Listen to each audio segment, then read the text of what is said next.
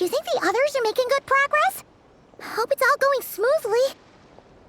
Oh, hey look! They made it back as well!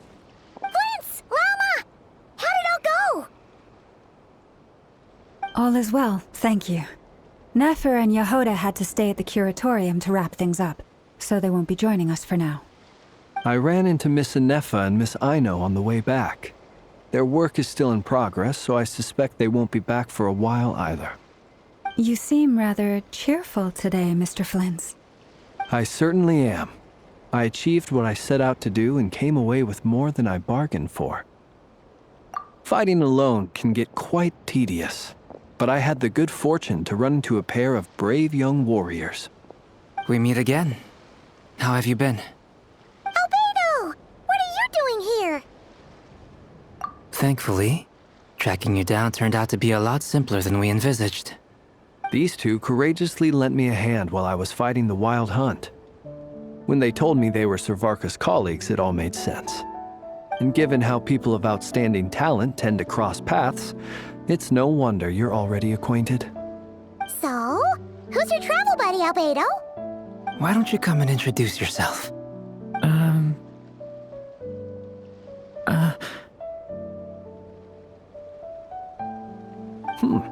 A gentleman of few words, I see, and a rather stern countenance. I presumed you were acquainted with him. Is that not the case? It's nice to meet you. Again. We've technically met before. Wait a sec! You're Minnie Durin! That's right. It's me. I'm glad to see you again. By the way, he says it's okay if you drop the mini. Yeah, I'm not as mini as I used to be. Interesting, isn't it? The first step towards blending into human society appears to be reflecting on whether one's name really reflects who they are. Wow! You look so different! In a good way, of course. It's great to see you looking so healthy. Thank you, Paimon. And although you're as mini as ever, I understand that diminutives don't always convey endearment. I'll be sure to simply call you Paimon as a sign of my great respect for you. Wow! You're such a smooth talker now. Paimon could get used to this. From now on, you may refer to her as your esteemed guide, Paimon. Personally, I think our little Paimon is the perfect size. When people call her Little Paimon, it's just because she's so adorable that they can't help themselves. If that's not a sign of endearment, what is? You're absolutely right, Miss Llama. My brother still has a long road ahead of him when it comes to understanding human relationships. Anyway, speaking of long journeys, didn't Columbina, leave with you? How come she isn't back yet? She's been catching up with old friends. Wouldn't be surprised if she stopped for a cup of tea or 10 on the way back. Uh-oh. People are talking about me. Hope it's nothing negative.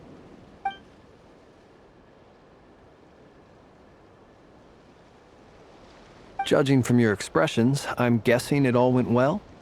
It's getting crowded here. I'll go grab some chairs. No need. This is a job for an alchemist. I'll whip some up momentarily. Thank you for your hospitality, ladies and gentlemen, but I was merely escorting my friends back. I'll be meeting Zendrone shortly, as we still have some things to discuss. It's been a pleasure, everyone. But this is where I'll say goodbye. We really appreciate your help. Oh, come on. Spare the formalities. I'm just glad I could help out some true friends. I understand. Well, bye for now, Harlequino.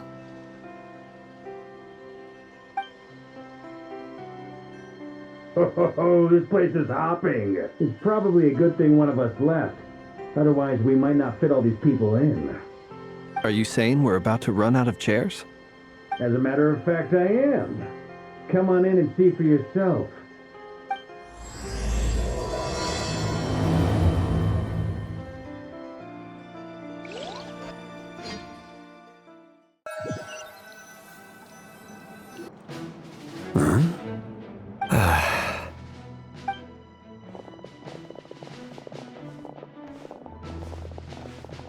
I overheard your little chit-chat outside, by the way.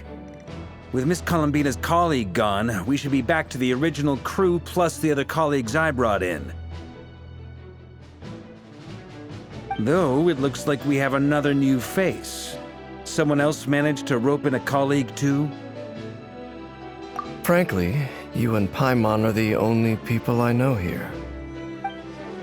This here is Deansliff, colleague of Tibet's greatest guide, Paimon, and greatest adventurer, the Traveler.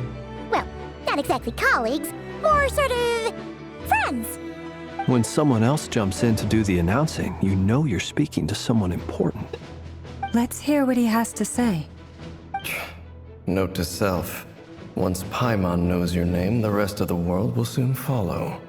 When he comes looking for us, it's usually something important. Paimon's guessing you've heard about the Wild Hunt, then. From the looks of it, you're about to hold a meeting. If I were to say that the Wild Hunt is our mutual enemy, would that earn me a seat at the table? As the saying goes, the enemy of my enemy is my friend. Mr. Dainsliff, there's a seat with your name on it. Though, I can't promise the same for everyone else. Hey, Albedo, think you can rustle up a couple more chairs? After all this time apart, Grandmaster Varka's first order is to rustle up a couple more chairs. I've missed this. Is he being sarcastic? Hey, he's your brother. Why are you asking us? I've still got a lot to learn about the nuances of human conversation. Trying to decipher Albedo's way of speaking has been like jumping in at the deep end. Oh, good point. Paimon gets you now. Don't sweat it. There are people who go their whole lives without getting the hang of it. You're ahead of the game already.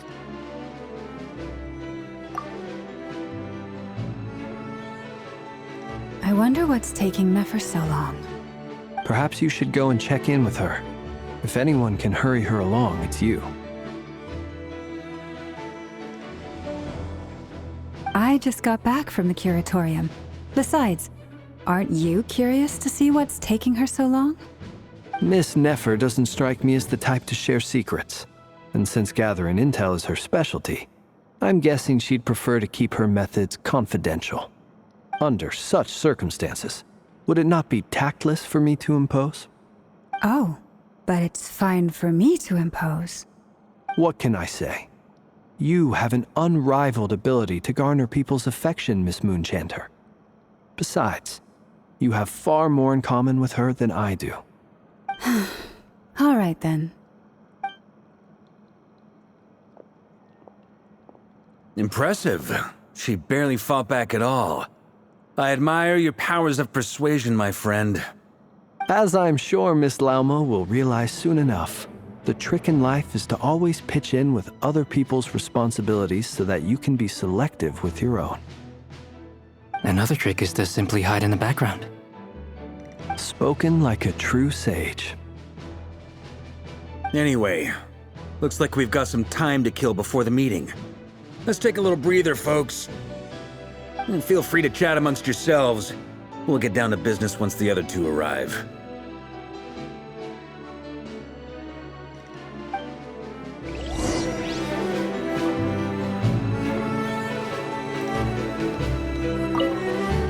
You're both awfully quiet. Why don't I start us off with an icebreaker? Much obliged. Have either of you ever had your portrait painted? If not, I'd be glad to help. That sounds like a lovely idea. You know how to paint, then? I dabble occasionally. He's an excellent painter. Tables, chairs, people, dragons, you name it. He'll paint it for you. I'm flattered. If I ever get the chance, I'd like to give it a try myself. I'll bear that in mind. Anyway, how about you, Durin? What sort of portrait would you prefer? Oh, I'd be fine with anything. Whatever style feels best to you. Very well. Then I'll play it by ear. You can replicate any style I want? I can try. If you show me a sample, I'll do my best to match it. Thank you. In that case, I'll dig up some reference material for you.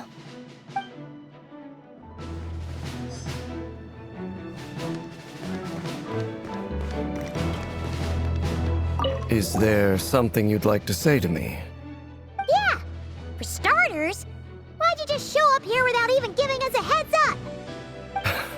If you think back to our previous interactions, you may recall that that's hardly out of character for me.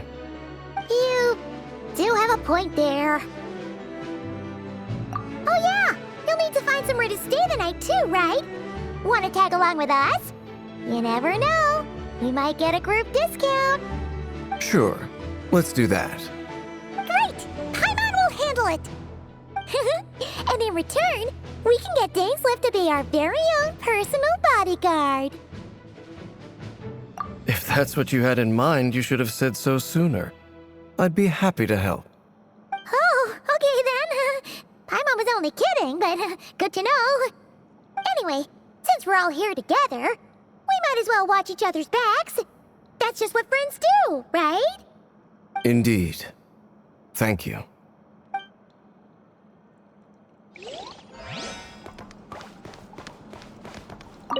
Truth be told, I can't remember the last time I was in a meeting with so many people. You're not alone there, my friend. The Lightkeepers also struggle to bring everyone together for a serious discussion. I don't doubt that. I've only ever met two Ratniki, one being you, and the other being that young guy, Itlua. Itlua is a good apple, I'll give him that.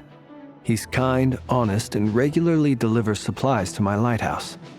A true Ratnik to the core. In that sense, he puts me to shame.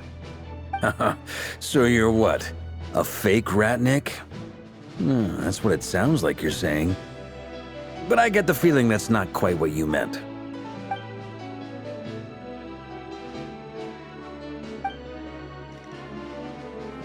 Come on, why the awkward silence? Sorry. I'm not even gonna bother trying to hide it. You've known all along, haven't you, my friend?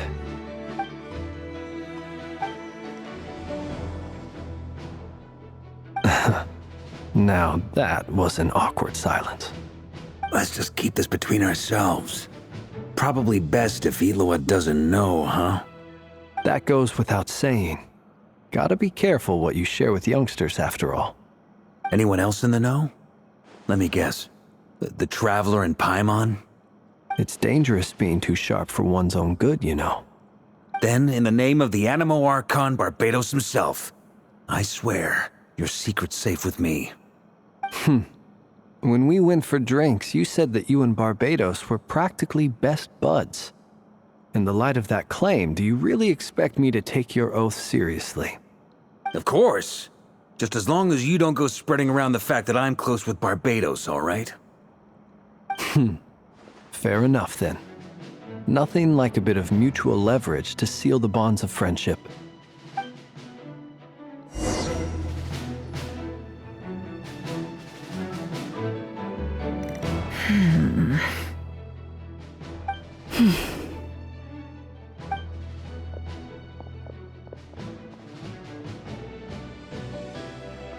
Ah, Miss Nefer. You made it after all. But what about Yehoda? I'm here to give you an update on how things are going on our end. Once this is over, I'll be heading straight back to continue my work. I left Yehoda back at the Curatorium to watch over things while I'm gone. Huh. So much for just this once.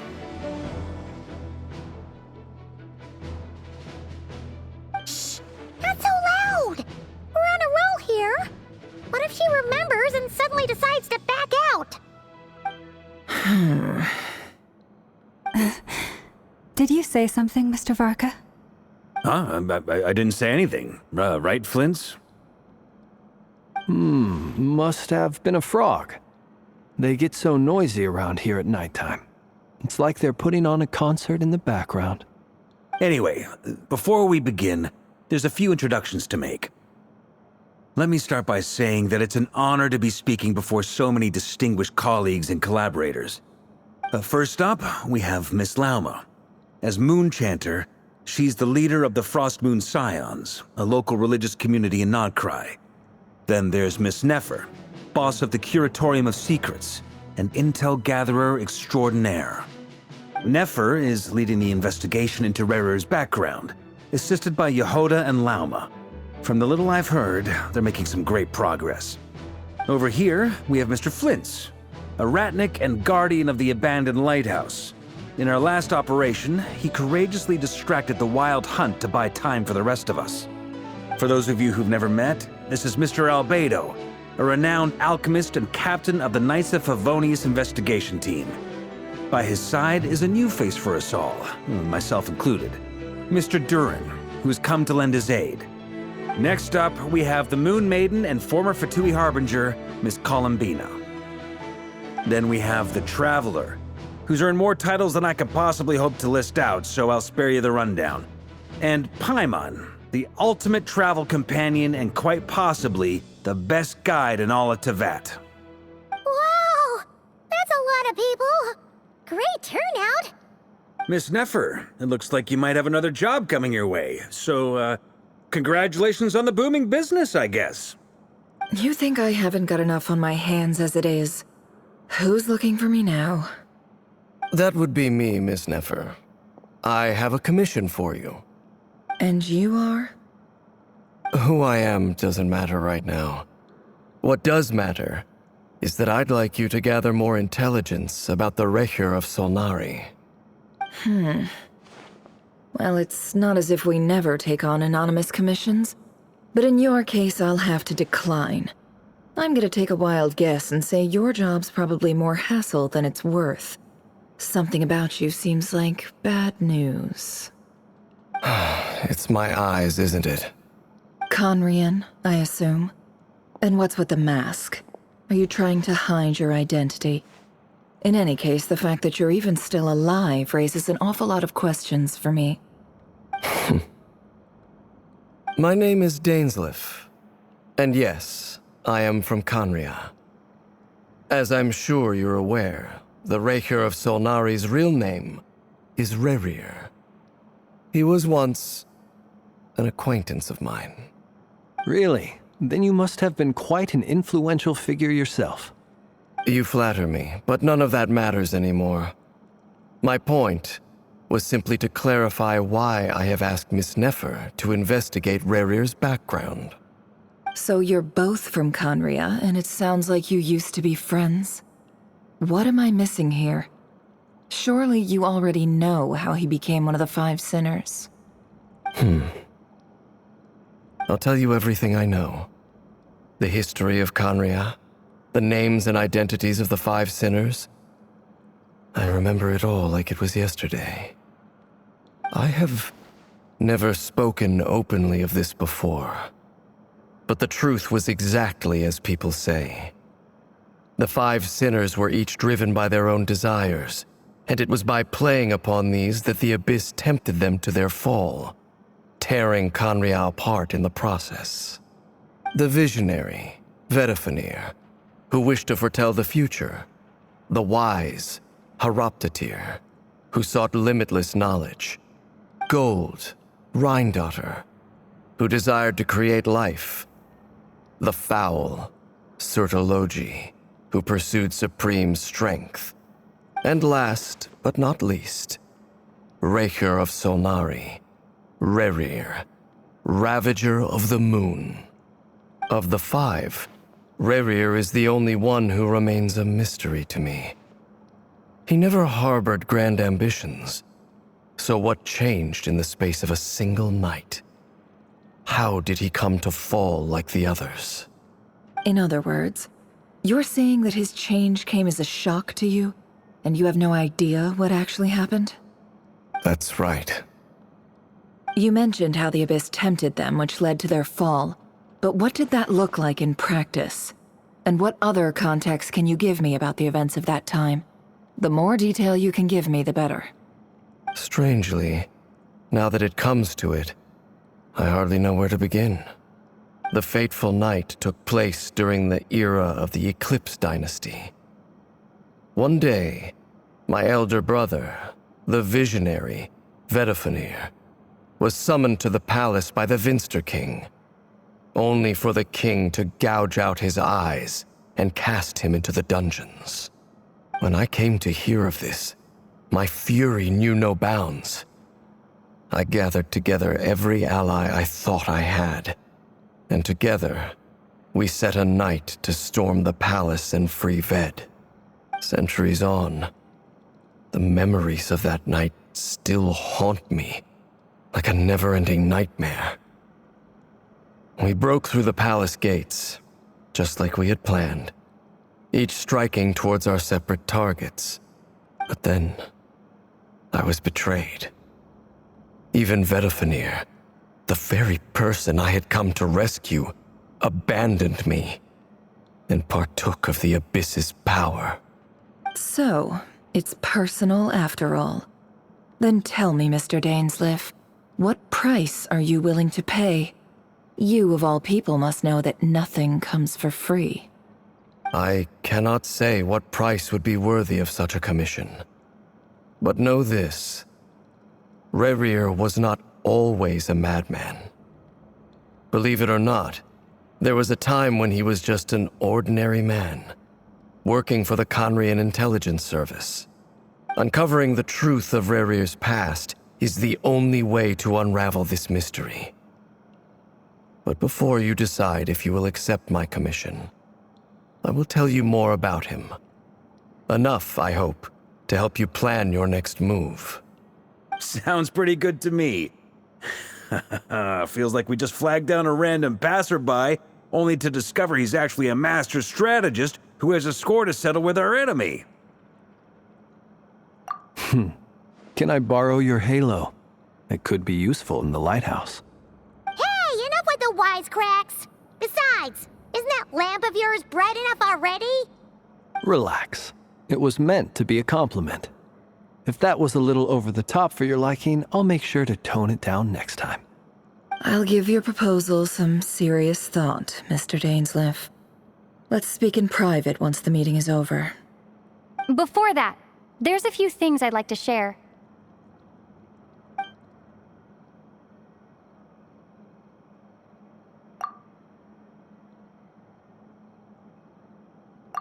Now that we've united the hearts of the three moons, your power should be greatly enhanced. But it seems like that hasn't happened yet. I believe it will take a little longer. You've done so much for me, so I want to be completely honest with you all. Even though I'm doing a lot better now, the truth is, my recovery will likely be an ongoing process. From the moment I was born, my power has been slowly ebbing away. And that is because Tevat has never accepted me.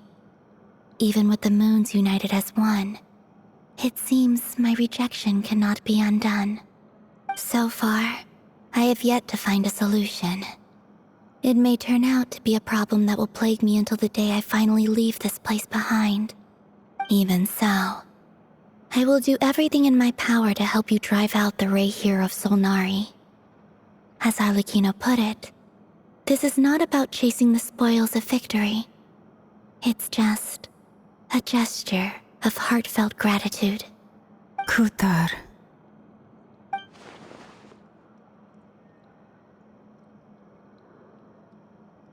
Defeating the Rehir of Solnari will be no easy task. While my strength slowly recovers, we'll also need to gather more intel. Naturally. We should take all the help we can get if we hope to defeat him. We've considered several viable plans now, but our choice hinges on the answers to a few key questions. Is it even possible to kill Rerir? What experiences shaped the person or monster he became? And what's he really after? Given Albedo's expertise in alchemy, I think we should leave him to try and answer the first of these questions. Understood. As for the other two, I'm afraid we'll have to count on you again, Miss Nefer. Believe me when I say it's not my wish to burden you. But right now, relying on your skills is our only option. So you're placing all your hopes on me, huh? We can't thank you enough for agreeing to help us. Honestly, I can hardly believe how lucky we are. You sure have a talent for changing your tune, Miss Moonchanter. Timid like Yehoda one moment, then flinches insincere flattery the next. Ladies, please. I must object to your portrayal of me. That's all. Feel free to keep bickering. Just pretend I'm not here. I almost don't want to leave this room. I'm curious to see how this plays out. I have faith in you, Miss Nefer. Something tells me you'll stand by us until the very end. Oh? And what makes you so sure of that? What if I suddenly decide that my compensation is insufficient? This isn't about the money. I can sense that you've got a deep-seated distaste for Rerir. And knowing you, that alone is motive enough. Look at them getting along so well. Like two peas in a pod. And I'm the one they accuse of insincere flattery. There is no justice. Miss Lauma, you have to understand something. Unlike you, I don't actually enjoy having everyone's hopes on my shoulders. Is that right? Well, maybe the fact that I'm willing to put my hopes in other people says more about me than you. But the fact is, I also trust you. And that's because I know that you're someone we can count on. Anyway, we've got our plan, so let's get moving. Mr. Dainsleif, let's talk. And Traveler, once we're finished, if you've nothing else planned, I'd like you to come with me. This whole experience is teaching me a lot. For instance, I now know that when other issues come up in the future, I'll have far more luck getting Lauma to convince Miss Nefer than trying to do it myself. Hate to say it, friend, but that's one of the funniest things I've heard in a while. Why? You think I've got it wrong? Quite the opposite. But what makes it so hilarious is how long it's taken you to realize.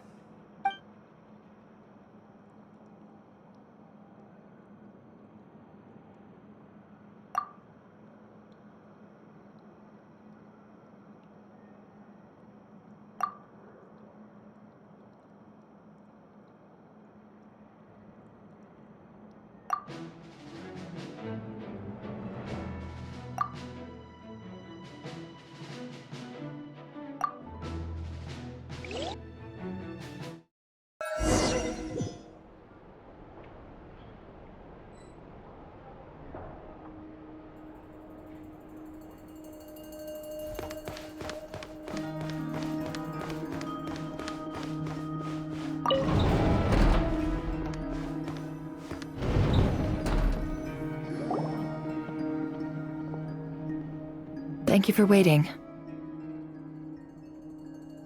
It's okay.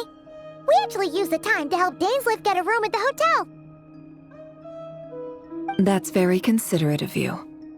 Now, I trust you share my curiosity about Rerir's past, and you seem fairly familiar with Mr. Dainsleif already. We spoke at some length after the meeting. He was the one who suggested I should invite you to join this operation. He feels confident that these secrets will be safe with you. Dane has a lot of faith in us, that's for sure. Likewise. I appreciate that you got right on board without interrogating me about why I invited you. It shows that you trust me to explain everything in due course. That's because we know what you're capable of. We appreciate you too, Nefer. You might have been forced to help in the beginning, but this time, it was your choice.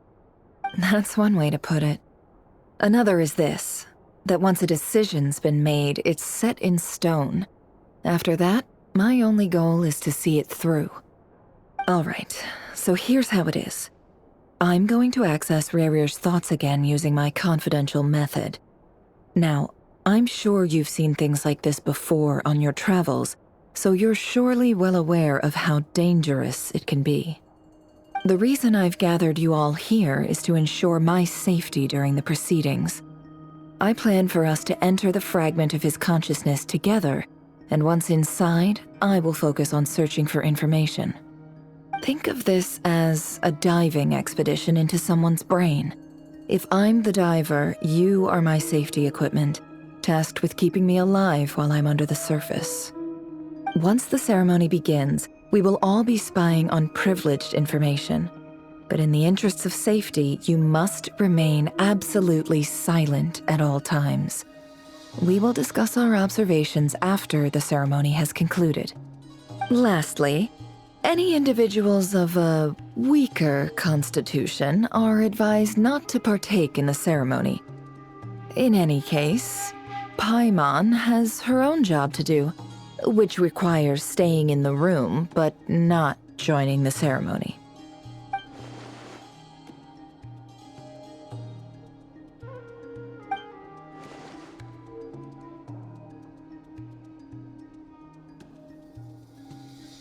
Well, good luck, everyone! Sounds like all Paimon can do is cross her fingers and root for you guys. There's a little more to it than that. I was being serious when I said you have a job to do. While the rest of us are inside Rarir's mind, it's imperative that we have a team member on the outside. In the event that something goes wrong, you will be our first responder. I don't anticipate any issues, but the extra level of safety will be greatly appreciated. I second that. This is a dangerous operation here, and you're our whole rescue team. That's pretty much the most important job in the crew. So, Paimon's like the lifeguard? Yeah, that makes sense. All right, got it. Good. Please, take a seat. We'll get started momentarily.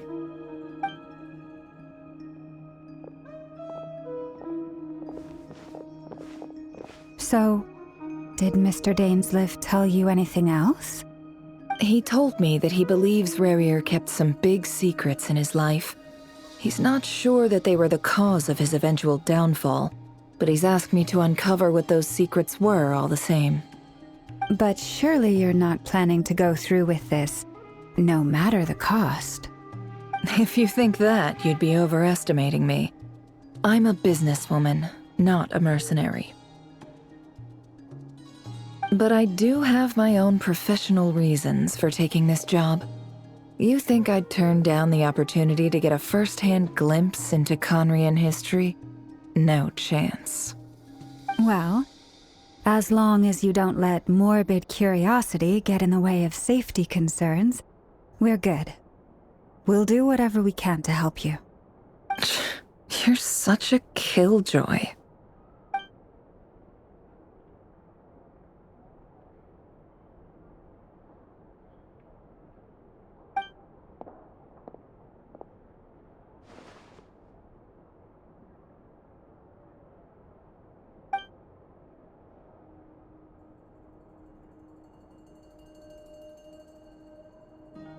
All right, I'm good to go. All set over here, too. Promise, Paimon, you'll be extra careful. All right. Let your whole body relax. We're about to begin. Close your eyes.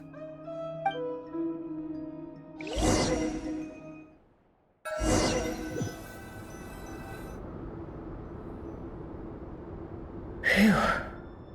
Could this be his office? Pretty standard setup. Bookshelves, paperwork, files. According to Dainsleif, Rarir used to be an intelligence operative. Chances are there's plenty of top-secret intel stashed away in this room. Is this where you keep your secrets, Rarir? Can't say I'm not looking forward to this.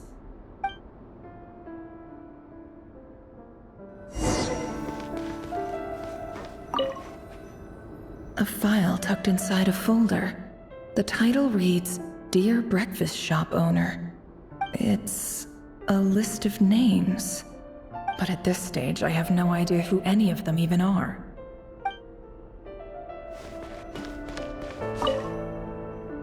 Wonder wonder what kind of encryption technique this is. Seems like it has to be inserted into that camouflage device nearby. Aha! It's an audio recording. Please, hear me out. I can't shake this feeling that someone's been spying on our house. No, I'm not being paranoid. It's true. I saw someone dressed in all black. It was a couple of days back, but that was on another street, not near my house. I swear, I know what I saw! There's a note in the margin. Surveillance of the Runforther residence has concluded. We apprehended the target and filed the mission report last night. Could the voice in the recording belong to one of Rerir's targets?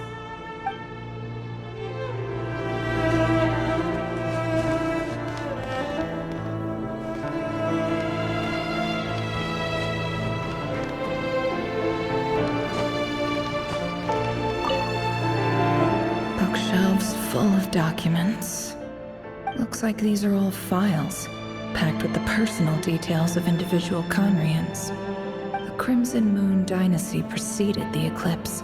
Since Rerir worked as a secret agent during the latter, it stands to reason that he was tasked with purging remnants of the old dynasty. Yep, lines up exactly with what Dainsleif told me.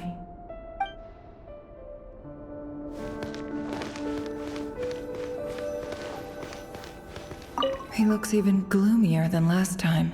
I wonder what's changed.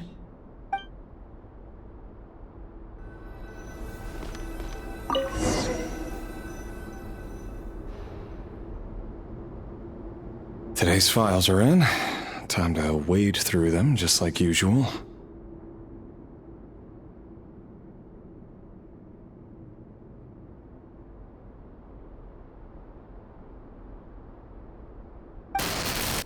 Male, 51. Occupation, cook. Confirmed Crimson Moon descendant. Has maintained frequent contact with other descendants over the past year. Poses a threat to the dynasty.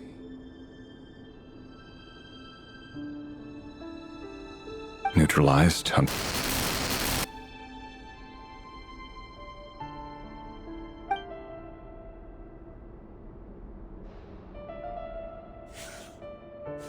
This one should be archived under purged targets.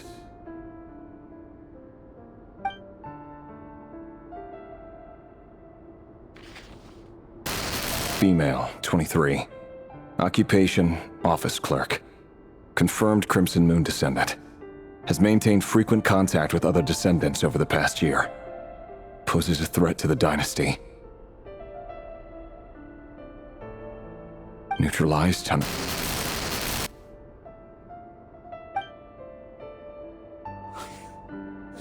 Another one for purged targets. Sounds like she was that other man's daughter. Never mind. What's it got to do with me?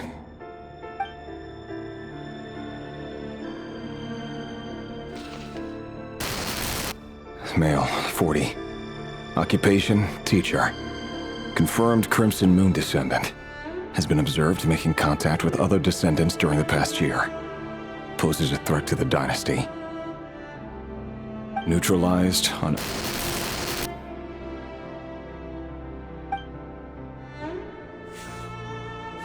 Just another nobody for the archive. Come to think of it, I remember surveilling this man. A case like his never would have been considered a priority in the past. Huh. He barely even interacted with other Crimson Moon descendants.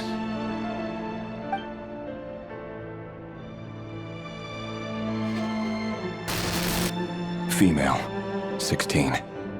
Occupation, none. Orphan and confirmed Crimson Moon descendant. Has been observed making contact with other descendants during the past year.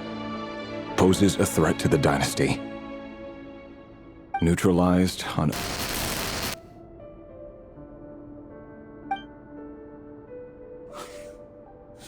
Filed. I have no recollection of this girl. None whatsoever. She doesn't seem to be anyone important, but then again...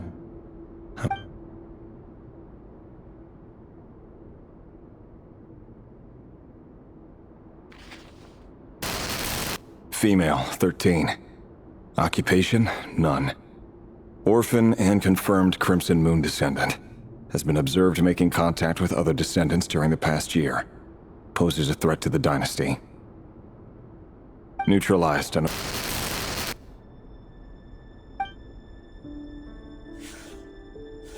Filed.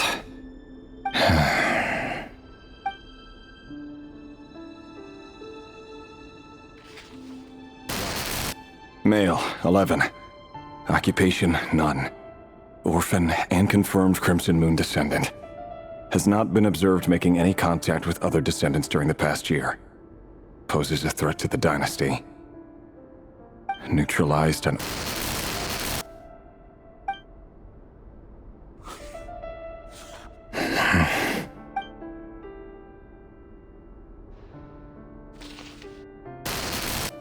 Male. 6. Occupation, none. Orphan and confirmed Crimson Moon descendant. Poses a threat to the dynasty.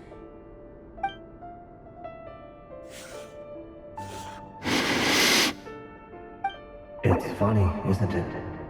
Your job is becoming both harder and easier at the same time, depending on how you look at it. Sooner or later, the Crimson Moon descendants will be completely wiped out. But as their numbers dwindle, they become harder and harder to track down. That's not how it is. Fortunately, however, most of the able-bodied adults have already been taken care of. The remaining weaklings will be increasingly easy to deal with. No! No. My job is to ensure the survival of the Eclipse Dynasty. And the only way to do that is by eliminating any and all potential threats. It's a perfectly legitimate line of work. Every single one of my colleagues can attest to my fairness. And if my friends were aware of the facts, I know they'd back me up too. Assuming, of course, that they were aware of all the facts.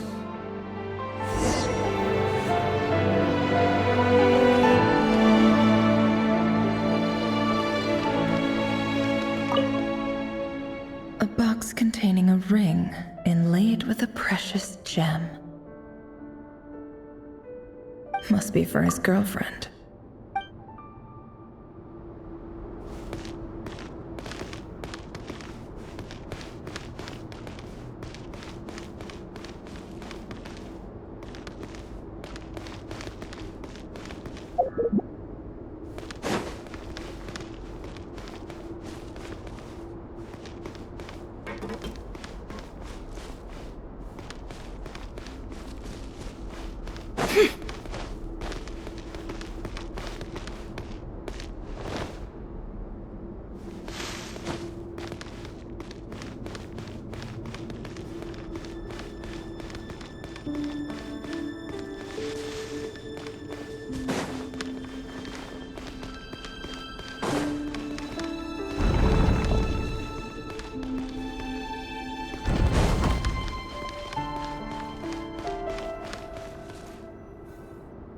Mr. Vedifalnir?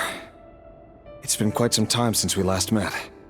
Rerir, I trust you're here because you have something important to discuss.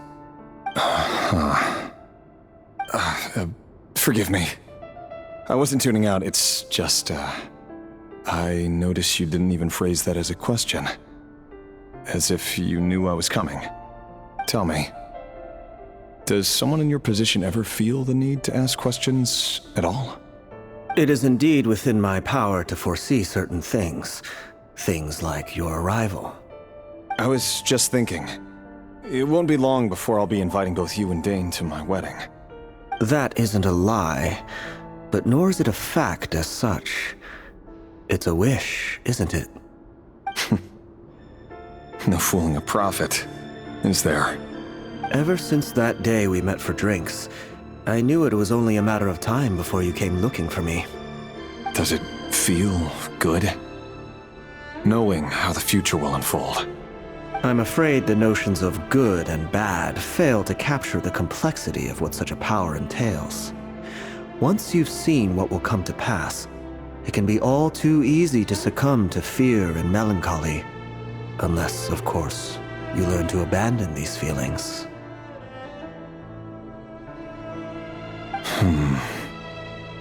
You fear my silence, and long to hear the words I left unspoken that day.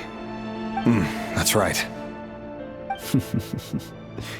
You must have noticed my reluctance to broach the subject, and the reason is simple. Because the truth could never have lived up to your hopes. For both our sakes, such words are better left unsaid. The burden of prophecy was never meant for your shoulders. So who exactly do you deem worthy to hear your prophecies? None but our exalted king? Or rather, our king as he once was. You're closer to his majesty than I am. You must know better than anyone how much he's changed. You say that as though it is to my benefit. Yet precisely because of that, I dare not speak rashly. A king can turn out to be the most virtuous of rulers, or a tyrant more terrible than the most vicious of dragons. You are so wise and far-sighted, yet still you would have me live in fear of the unknown? You make a fair point. Especially given my silence alone was all it took to send you spiraling downwards. Very well then. Let me offer you some advice. And I say this not as a prophet or a visionary, but simply as the brother of your friend. For many reasons, there is very little chance of your marriage ending in happiness. If happiness is what you seek, you should find another fiancé.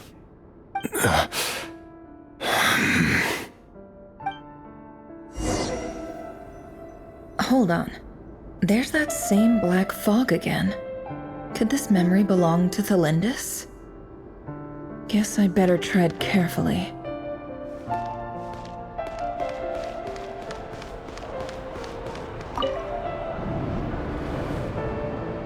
Wait.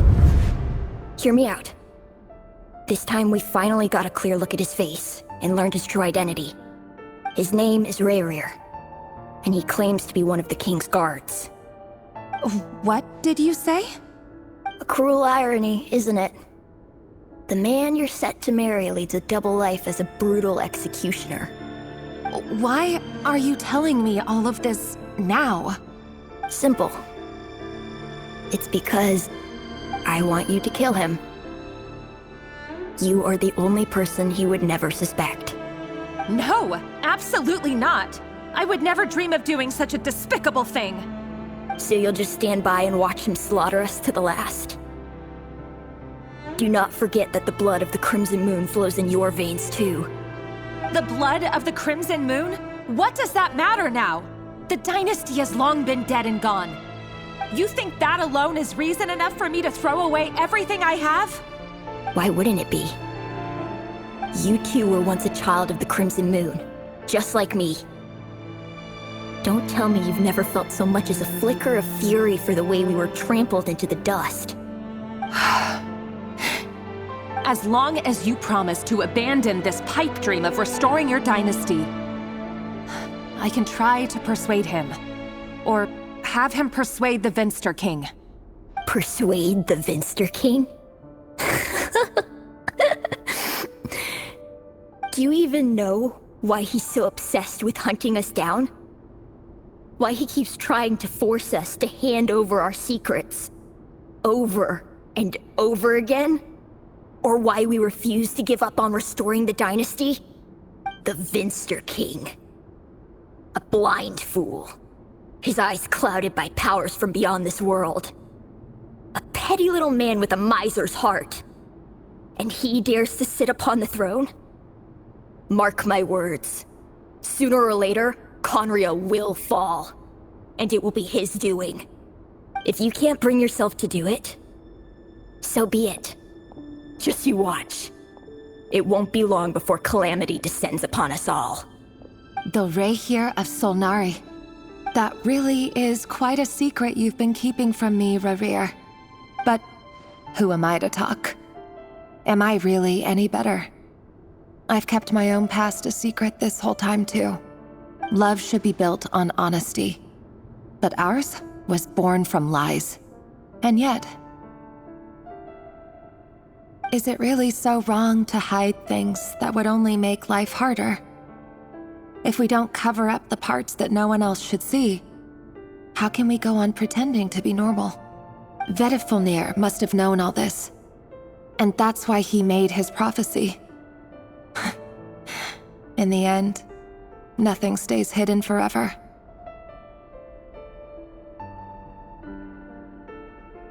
But I won't just sit by and watch this disaster unfold. I'll do everything in my power to protect what I cannot afford to lose, no matter who I have to face.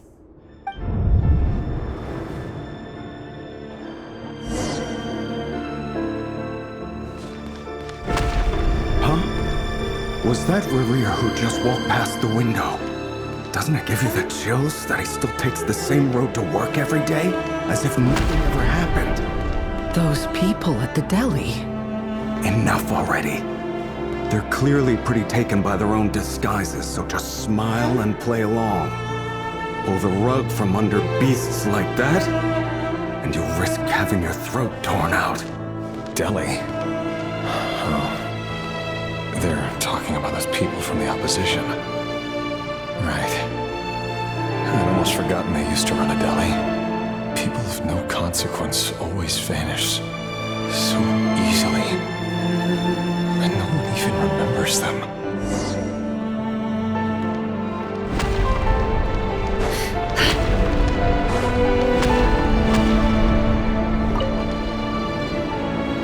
But surely you can see he's not the man he pretends to be. So many have died already, and they say that the king's madness grows with each passing day. We're not going to survive this, are we?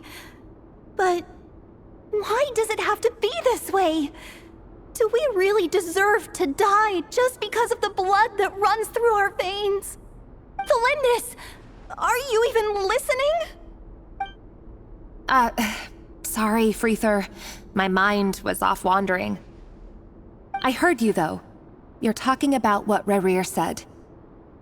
He's just following the king's orders. He's a secret agent, and it's his job to hunt down rebels and dissidents. By the time you first met him, he'd already taken lives. Maybe he was using you from the very beginning. No. Rerir has no idea I have anything to do with the Crimson Moon. My family are only distant relatives of the main lineage, and besides, my eyes are perfectly ordinary. Truth be told, apart from my teacher, pretty much no one knows I have any connection to any of it. It's been a long time since my family severed ties. But as Orlog said, who could possibly talk sense into that raving lunatic of a king? No one. I'll work something out. Trust me, I'm with you all. But for now, you need to keep yourselves hidden. Don't let anyone find you, anyone at all. Don't forget that Rerir is an Eclipse operative. You need to be extra careful when he's around. And when I am too. For now, don't come looking for me. And if anything happens to me, just act like we've never met. If even you can't escape this, what hope do the rest of us have? But after all this time together, surely he wouldn't lay a hand on you. I won't speak in his defense, nor can I give you a clear answer to that question. But I'll do everything I can to put an end to this. Here, hold on to this. If an opportunity to escape presents itself, take it. You'll be glad you took some spare change. You call that change? But what about you? I've got a job, and there's still money coming in. But you can't go anywhere right now. Please think about yourself for once.